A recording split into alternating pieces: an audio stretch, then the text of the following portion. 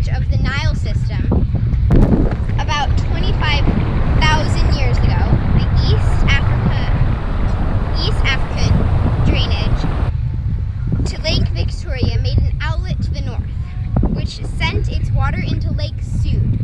With the growth of this silt over a long period, the water level of this lake rose gradually, and as a result of the overflow, the lake was drained, spilling over to the north to overflow waters of Lake Sued, rapidly forming a riverbed linked to two major parts of the Nile system, making the drainage from Lake Victoria to the Mediterranean Sea. The Nile is the second biggest freshwater river in the world.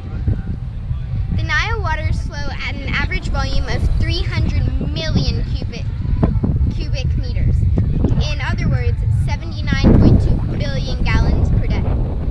The Nile was not only the source of life of ancient Egyptians, but is still now for millions of people who live on the banks today. Known as both the father of life and the mother of all men, the Nile was the center of life in the ancient Egyptian. In the ancient Egyptian language, the Nile was called Hippi or Itiri. That means river. Each year, summer rains and the melting snow from the Ethiopian mountains would fill the Blue Nile well over its maximum and send a huge amount of water downstream. This extra water would then spill over to the banks of the dry desert land of Egypt,